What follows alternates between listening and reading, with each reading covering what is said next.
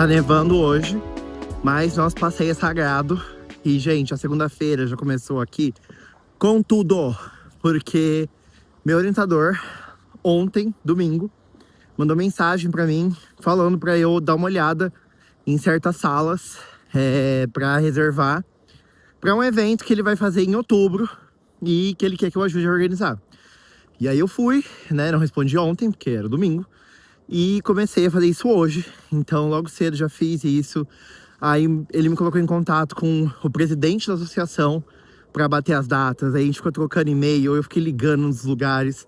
Logo em seguida eu tinha que mandar o histórico da Paloma pra Trupanion, né, pra companhia que tá cuidando do seguro dela. Porque eles queriam as vacinas, o histórico de visitas dela no veterinário lá no Brasil. Enfim, fiz todas essas coisas. E em seguida eu fui corrigir algumas produções escritas que eu tinha de um aluno que eu tô preparando pro TCF. Tudo isso de manhã, não consegui ir na academia, eu vou ver se eu vou agora à noite. Mas primeiro dia, assim, oficialmente trabalhando, e eu trabalhei muito, hein? Aí uma aluna minha faltou na primeira aula, que seria minha primeira aula de 2026, e eu aproveitei para terminar de anotar aquele livro que eu tava lendo sobre Predictive Processing. Então finalmente terminei tudo. Dei uma aula, agora eu tô passeando com a Paloma e tenho mais 3 aulas. Meu Deus do céu. Eu tô tipo aquela imagem, sabe, do...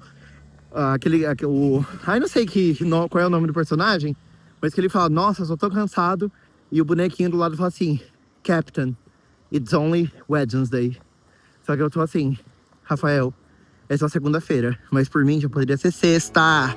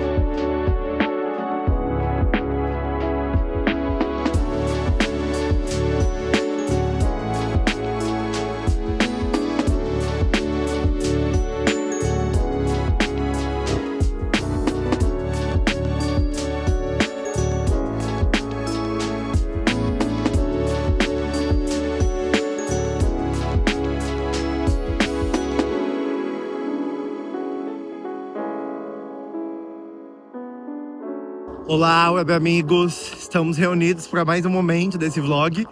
E não parou de nevar, vocês viram de manhã, eu tava saindo de casa com muita neve. Acho que começou a nevar de madrugada, já tem muita neve acumulada no chão. Tá babado, eu acho que em Toronto tá ainda pior. Mas a temperatura desceu também, tava fazendo uns dias de 4 graus, 5 graus. Hoje desceu pra -5, sensação de -13. Mas bora lá, eu tinha aula, tinha que ir pra faculdade. E quase escorreguei, mas não escorreguei. O Rafael escorregou semana passada, tá? Só pra contar pra vocês. Mas assim, gente, a aula foi muito boa, gostei muito. E é impressionante o quão eu já me sinto mais confortável com a fenomenologia, com os meus tópicos de pesquisa. Tanto que eu arrasei numa pergunta que meu professor fez hoje, de qual eram as estruturas invariantes da consciência. E eu falei a temporalidade, expliquei, hablei, e foi tudo. Então assim, tô muito feliz, me sinto menos impostor no meu curso. E bora que bora, assim, eu escolhi o texto que eu vou apresentar. E eu tentei uma estratégia diferente esse trimestre, que é apresentar no começo e não deixar pro final, porque aí no final eu já tô cansado, eu tenho trabalho final pra entregar, todas as demandas acabam se acumulando assim, então fica meio caótico. Daí eu falei, eu vou fazer isso agora, já no começo, pra me livrar. Ontem eu entreguei pra ele um texto de discussão, que faz parte do material avaliativo. A gente tem que entregar 3, eu já entreguei 1. Então, tô tentando não deixar acumular muita coisa. Mas fora isso, eu voltei a dar aula essa semana, então eu tô meio caótico. Por isso que até não gravei muita coisa pra vocês. Porque eu ainda tô entrando no ritmo de dar aula, ler os textos, ir pra aula. Eu só vou pra faculdade uma vez por semana, mas eu tenho que ler os textos antes, né? Então eu tô, enfim, me acostumando com tudo isso. E então essa semana tá sendo um pouco caótica, vamos ver o que vai sair desse vlog. Mas de toda forma estou feliz que as coisas estão andando. Não estou indo na academia, eu fui na segunda-feira e depois não mais. Enfim, é a vida. Espero que vocês estejam bem e eu vou pra casa antes que eu vire um pintor.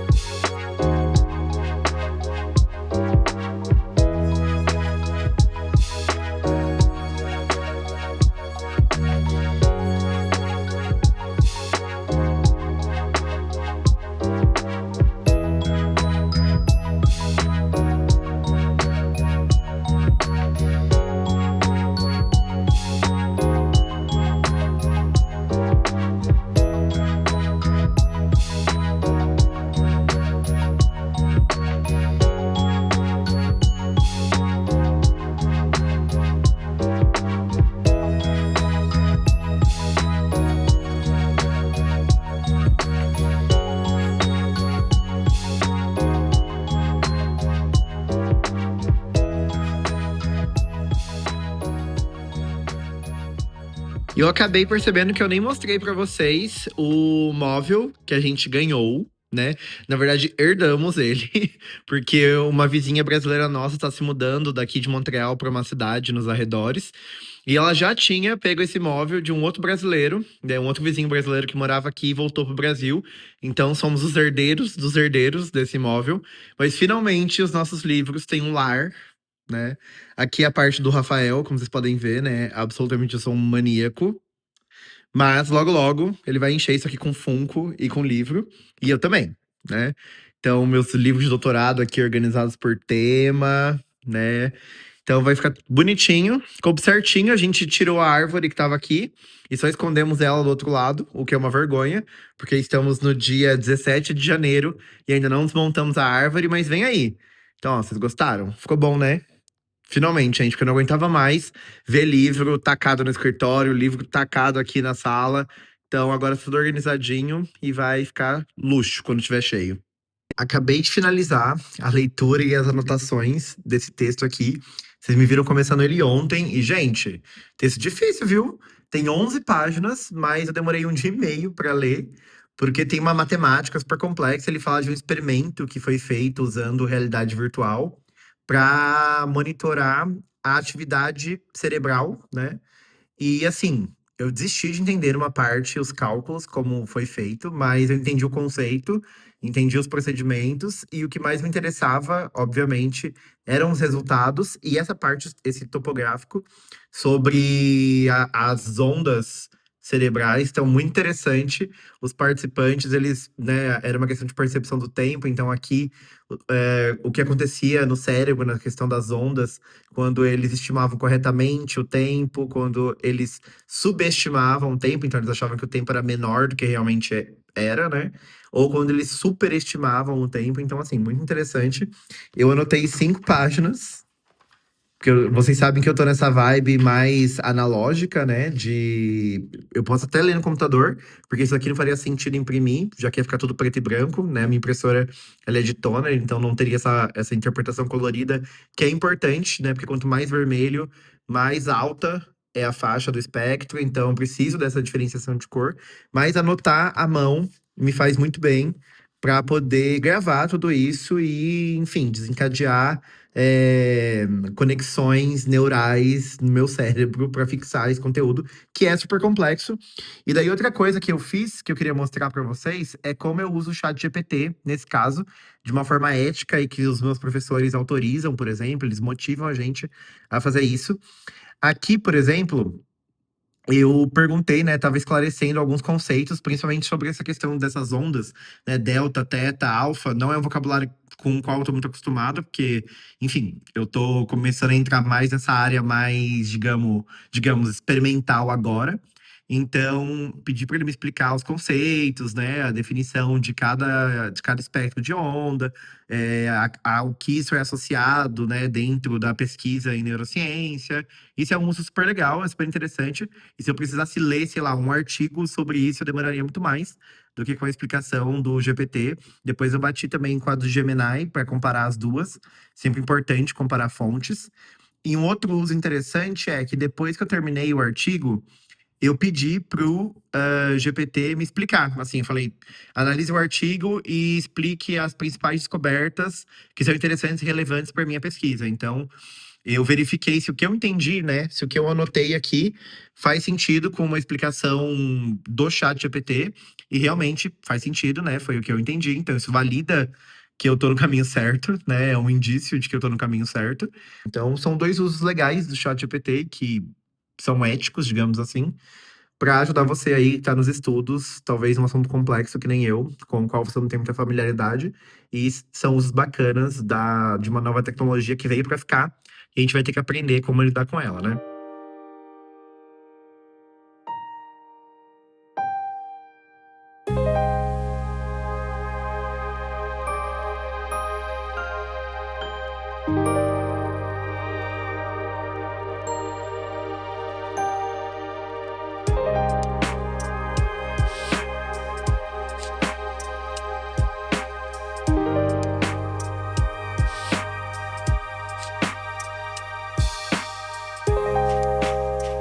E aí, meu povo, vim aqui fazer o encerramento desse vlog, contar pra vocês um pouquinho de tudo que aconteceu nessa semana. Como vocês podem ver, já estou de banho tomado, né? Ficamos em casa hoje, né? Nevou muito. Acho que parou de nevar agora há pouco. Na verdade, quando a gente levou a Paloma pra passear, acho que era umas 4, 5 da tarde, já tinha parado de nevar, mas assim, acumulou muita neve na rua. Então vai demorar um pouco. Vocês sabem que o Denejman aqui onde a gente mora não é tão eficiente. Então lá pra segunda-feira, sendo otimista, vai estar melhor, mas por enquanto não. E, enfim, bateu uma preguicinha. Rafa ficou vendo vídeo no YouTube, acho que ele viu uma parte de um filme. Eu aproveitei para estudar um pouco, vocês viram, tirar um pouco do meu atraso em relação aos estudos, e deu super certo. Depois, vocês viram, né? Depois que eu li o texto, eu tava lendo esse livro aqui, comecei a ler. Mas aí já me desconcentrei um pouco, então decidi tomar banho, vou jantar e começar a editar o vlog de hoje. Na verdade, o vlog dessa semana, né? Que vai sair amanhã. Enfim, dia preguiçoso. Amanhã vamos ver, mas a gente tem que ir no mercado, tem que limpar a casa, rotina de sempre, vocês sabem. Talvez a gente vai sair, tô decidindo isso ainda, vendo como que tá o meu humor. Mas porque essa semana ela foi boa, ela foi gostosinha, foi tranquila.